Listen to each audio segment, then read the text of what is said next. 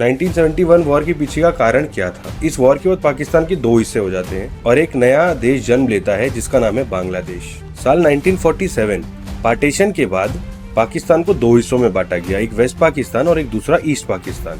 इन दोनों के बीच में 2000 किलोमीटर का डिफरेंस था। जबकि वेस्ट पाकिस्तान की पॉपुलेशन करीब 34 मिलियन थी, ईस्ट पाकिस्तान की पॉपुलेशन 42 मिलियन थी। वेस्ट पाकिस्तान वाले ईस्ट पाकिस्तान वालों के साथ डिस्क्रिमिनेशन करते थे, जबकि पॉपुलेशन ईस्ट पाकिस्तान की ज्यादा थी, मगर बजट का 70% हिस्सा वेस्ट वाले खुद ही यूज करते हैं, बाकी का 30% ईस्ट पाकिस्तान को मिलता था। ईस्ट पाकिस्तान और वेस्ट पाकिस्तान दोनों जगह मुस्लिम्स थे, मगर यहाँ वेस्ट पाकिस्तान में उर्दू और पंजाबी बोली जाती थी और वहीं ईस्ट पाकिस्तान में बंगाली ज्यादा थे, तो यहाँ पर बंगाली बोली जाती थी। साल 1948 में पाकिस्तान की सरकार ने सभी लोगों पर उर्दू इम्पोज करने की कोशिश की। उर्दू को ऑफिशियली नेशनल लैंग्वेज डिक्लेयर कर दिया और बंगाली लैंग्वेज को ऑफिशियल डॉक्यूमेंट से खत्म कर दिया गया। ये सब लगभग 20 साल तक चलता रहा। उसके बाद साल 1969 में कंट्री में मिलिट्री रूल चल रहा था। वहाँ के कंट्री प्रेसिडेंट और मिलिट्री हेड याह्या खान ने उन्होंने वादा किया कि अब जल्द से जल्द इलेक्शन करवाएंगे। दिसंबर 1970 में इलेक्शन हुए और पहली बार ईस्ट की एक अवामी पार्टी ने 169 में से 167 सीट्स जीती। टोटल पाकिस्तान की लोकसभा इलेक्शन में 313 सीट्स थी, जिनमें से अवामी लीग ने 167 सीट्स जीती और बहुमत हासिल किया और अब उनकी ही सरकार आने वाली थी। और अवामी लीग से शेख मुजीबुर रहमान पीएम बनने वाले थे। मतलब पहली बार पाकिस्तान के इतिहास में ईस्ट से कोई प्राइम मिनिस्टर बनने वाला था। मगर वेस्ट में बैठे कुछ लोगों को ये चीज सहन नहीं हुई और उन्होंने विद्रोह किया। जुल्फिकर अली भुट्टो, जो वेस्ट की एक बड़ी पार्टी के लीडर हैं, पाकिस्तान पीपल्स पार्टी (PPP), उन्होंने दूसरी छोटी पार्टीज के साथ मिलकर इलेक्शन के रिजल्ट को मानने से ही इनकार कर दिया और इलेक्शन जीतने के बाद भी शेख मुजीबुर रहमान प्राइम मिनिस्टर नहीं बनते। ईस्ट के साथ ये बहुत गलत हुआ। आर्मी और सिविलियंस के बीच बहुत ही घमासान युद्ध होने लगा, लोग स्ट्राइक्स करने लगे और जल्द ही एक मजबूत बंगाली नेशनलिस्ट मूवमेंट जन्म लेता है और उनकी सिर्फ एक ही डिमांड थी, एक नया देश बांग्लादेश। मिलिट्री लीडर याह्या खान अब ये चीज समझ चुके थे कि ईस्ट उनके हाथ से निकल रहा है, तो उन्होंने 1 मार्च 1971 के दिन एक मूवमेंट चालू किया, एक ऑपरेशन चालू किया जिसका नाम था ऑपरेशन सर्च लाइट। 21 मार्च 1971 को ये ऑपरेशन शुरू हुआ और अगले ही दिन शेख मुजीबुर रहमान को पकड़कर अरेस्ट कर वेस्ट लेके गए। और इस दौरान पाकिस्तान आर्मी बांग्लादेश में घुसकर वहां पर कत्ले आम कर रही थी, औरतों का रेप कर रही थी, बच्चों को मार रही थी और इस दौरान लगभग 30 लाख लोगों की जान ली गई उनके खुद की देश की आर्मी के द्वारा। ऑपरेशन सर्चलाइट के जवाब में कुछ सीनियर बंगाली ऑफिशियल्स ने अपनी आर्मी तैयार करी और उसका नाम रखा मुक्ति बाहिनी। लेकिन फिलहाल वो इतने स्पेशल नहीं थे और इतने ट्रेंड नहीं थे कि वो पाकिस्तान आर्मी से लड़ सकते। फिर उसके बाद कुछ इंपॉर्टेंट बड़े लीडर्स बॉर्डर क्रॉस करके इंडिया आते हैं और पीएम इंदिरा गांधी से मदद की गुहार लगाते हैं। और इतना आक्रोश सहने के बाद बांग्लादेश से लोग बॉर्डर क्रॉस करके इंडिया में शरण ले रहे थे और ज्यादातर लोग वेस्ट बंगाल, आसाम और त्रिपुरा में जाकर शरण ले रहे थे। हालत दिन ब दिन खराब होती जा रही थी और भारत भी उस समय इतना स्टेबल नहीं था 1 करोड़ लोगों से ज्यादा का खाना पीना रहने का इंतजाम कर पाए। प्राइम मिनिस्टर इंदिरा गांधी उस समय बहुत परेशान थी कि अब हमें क्या करना चाहिए। फिर अप्रैल 1971 में इंदिरा गांधी ने आर्मी चीफ सैम मानेकशॉ और कैबिनेट मिनिस्टर्स की मीटिंग बुलवाई और इंदिरा गांधी चाहती थी कि आर्मी तुरंत एक्शन ले जिससे बांग्लादेश रिट्रीट हो सके और वापस से जितने रिफ्यूजीज हमारे भारत में आए हैं वो वापस बांग्लादेश चले जाएं। लेकिन सैम मानेकशॉ ने इमीडिएट वॉर करने से साफ मना कर दिया। उसके पीछे के 2 बड़े रीजंस थे। पहला रीजन ये, उन्होंने कहा कि हमारी आर्मी अभी इतनी बड़ी वॉर के लिए तैयार नहीं है और हमारी आर्मी पूरे इंडिया में अलग अलग जगह पर डिप्लॉयड है, उन्हें इकट्ठा करने में समय लगेगा और इतने सारे आर्म्स और एमुनेशन को इकट्ठा करने में भी समय लगेगा, इसलिए हमें थोड़ा समय चाहिए।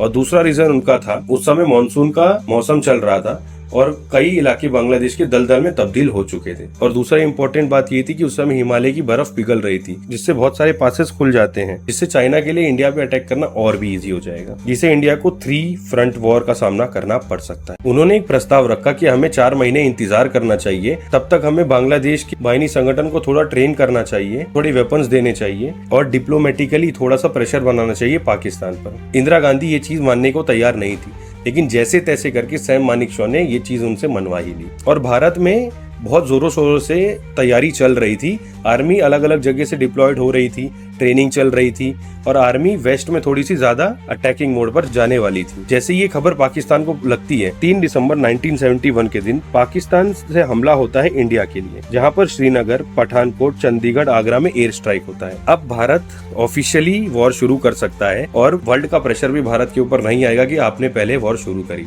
सैम मानेकशॉ चाहते ही यही थे और आखिर में हुआ भी ऐसा ही। शुरुआत पाकिस्तान की ओर से हुई। तब पाकिस्तान को खबर रखती है कि राजस्थान के जैसलमेर में एक लोंगेवाला नाम की जगह है, वहाँ पर आर्मी बहुत ही कम है, आर्मी के लोगों की संख्या बहुत ही कम है, तो उन्होंने सोचा कि हम वहीं पर अटैक करते हैं। तब वहाँ पर इंचार्ज थे मेजर कुलदीप सिंह चांदपुरी जी। तब उनको पता चला कि पाकिस्तान से तारिक मीर आने वाले हैं 2800 सैनिक और बहुत सारी टैंक्स को लेकर, और भारत के पास वहाँ पर उस समय केवल 120 सैनिक थे और हथियार भी बहुत ही कम थे और 3 ही माइंस थी केवल। तो कुलदीप सिंह जी ने दिमाग लगाया और 3 माइंस को कुछ दूर पर जाकर रखवा दिया और उसके थोड़ा सा ही आगे टिफिन को पूरी जगह बिछाकर रखवा दिया। जैसे ही पाकिस्तान की आर्मी टैंक लेकर आगे आई तो पहली माइंस पर वो टैंक लगा और पहला टैंक फूट गया। वैसे ही दूसरा और तीसरा टैंक फूट गया। फिर ब्रिगेडियर तारिक मीर ने वहीं पर उनकी आर्मी को रोका और बोला कि पहले सारे माइंस निकालो, उसके बाद ही हम आगे बढ़ेंगे। और वो सारी माइंस निकालने में लगभग 6 घंटे लग गए और बाद में पता चला ये सारी तो टिफिन है, एक भी इनमें से माइंस नहीं है। उसके बाद उन्होंने आगे देखा तो पूरा रेगिस्तान खाली दिख रहा था। फिर वो आगे अटैक के लिए जैसे ही निकले, कुलदीप सिंह चांदपुरी जी ने जमीन में एक ऐसा पूरा 2 किलोमीटर लंबा गड्ढा बना दिया था, बंकर, जिसे आपने बॉर्डर मूवी में भी देखा होगा। सारे आर्मी के लोग उसी के अंदर थे और दूर दूर खड़े थे और थोड़ी थोड़ी दूर से फायरिंग करते जा रहे। तब तारिक मीर को लगा कि हमें गलत खबर मिली है, 120 नहीं बहुत ज्यादा सिपाही हैं और यहाँ से दोनों तरफ से लड़ाई चालू थी। और जैसे तैसे करके रात निकली। वैसे भी इंडियन आर्मी ने उनकी हालत पहले से ही खराब कर दी थी। बची कुची जो कसर थी वो सुबह की पहली किरण होते ही इंडियन एयरफोर्स ने पूरी कर दी। उस समय हमारे पास हंटर फाइटर प्लेन्स थे, एक पे एक एयर स्ट्राइक हुई और पूरा पाकिस्तानी फोर्स ही तबाह कर दिया, उनको पूरा बर्बाद करके रख दिया। ये बात है 4 दिसंबर की सुबह की। तो सबसे पहले आर्मी ने पाकिस्तानियों की बैंड बजा दी, उसके बाद जो थोड़ी बची कुची कसर थी वो एयरफोर्स ने पूरी कर ली। अब इंडियन नेवी कहाँ पीछे रहने वाली है। 5 दिसंबर 1971 को इंडियन नेवी कराची जाती है और उनके पूरे बंदरगाह यानी पोर्ट को उड़ा देती है और जितनी भी पाकिस्तानी शिप्स थी सबको तहस नहस कर देती है। अब पाकिस्तानियों ने सोचा कि हम भारत को तबाह कर देंगे, तो उनके दिमाग में आया INS विक्रांत। तो उन्होंने अपनी PNS गाजी जो कि सबमरीन है उसे भेजा कि आप INS विक्रांत को उड़ा दो। इंडियन नेवी ने उस समय सबसे पहले उन्होंने कराची बंदरगाह को पूरा उड़ा दिया और दूसरा चटगांव जहां पर उनका बेस था, दोनों को तबाह कर दिया। जैसे ही PNS गाजी थोड़ा सा आगे बढ़ी वैसे ही इंडियन नेवी को भी पता चल गया कि कुछ हलचल हो रही है और उनको ये पता चल गया कि वो लोग INS विक्रांत को ही तबाह करने आ रहे हैं और INS विक्रांत को बचाना बहुत ज्यादा जरूरी था। तब इंडियन नेवी ने दिमाग लगाया और PNS गाजी बहुत ही एडवांस सबमरीन थी, उसे मारने के लिए सक्षम सिर्फ एक ही जहाज हमारे पास थी जो कि थी INS राजपूत, जिसका इंजन उस समय खराब था और वो विशाखापट्टनम में रिपेयर हो रही थी। अब तब इंडियन आर्मी ने दिमाग लगाया और हर जगह ऐसी खबर फैला दी कि INS विक्रांत विशाखापट्टनम में आ रही है 10 दिन होल्ड करने। तो राशन, पानी, सब्जियां और अपनी फैमिली वालों को इन्फॉर्म करवाया कि सब लोग ये सब लेकर आओ। और जैसे ही ये खबर न्यूज में फैली, पाकिस्तानियों को पता चली, उन्होंने सबसे पहले PNS गाजी का रुख मोड़ा और विशाखापट्टनम की ओर ले गए। और जैसे ही INS राजपूत के रेडार में PNS गाजी आई तो INS राजपूत ने PNS गाजी को पूरी तरीके से तबाह कर दिया। और ऐसे ही इंडियन नेवी ने एक खराब शिप की मदद से इतनी बड़ी सबमरीन को तहस नहस कर दिया। पाकिस्तान दिन ब दिन तबाह होता जा रहा था और भारत का मनोबल दिन ब दिन बढ़ता जा रहा था। और इतना सब होने के बाद पाकिस्तान ने अमेरिका से मदद की गुहार लगाई और अमेरिका ने UNO में, यूनाइटेड नेशन ऑर्गेनाइजेशन में एक प्रस्ताव रखा और कहा कि भारत ईस्ट पाकिस्तान के साथ जुल्म कर रहा है, उन्हें मार रहा है। लेकिन उस समय रशिया ने वीटो का यूज किया और इस पूरे प्रस्ताव को ही रद्द कर दिया। उस समय सिर्फ 5 देशों के पास वीटो था। तो फिर पाकिस्तान ने अमेरिका से डायरेक्टली ही मदद मांगी और अमेरिका ने अपना 7वां बेड़ा INS विक्रांत को तबाह करने के लिए भेजा। फिर इंदिरा गांधी बहुत ही टेंशन में आ गई और अब हमें क्या करना चाहिए। तब उन्हें याद आता है कि 1971 में Indo Soviet treaty of peace, friendship and corporation पर साइन किया था रशिया के साथ भारत ने। तब इंदिरा गांधी रशिया से मदद मांगती है और रशिया 40वां बेड़ा, जो कि बहुत ही विशाल जहाज है, भारत की मदद के लिए भेजता है। और अमेरिका और ब्रिटेन की जहाज पहुंचने से पहले ही रशिया का 40वां बेड़ा INS विक्रांत की चारों तरफ आकर खड़ा हो जाता है और उसके पास हैवी लोडेड न्यूक्लियर वेपन्स भी थे। तब रशिया ने बोला कि भारत पे हमला यानी रशिया पे हमला माना जाएगा।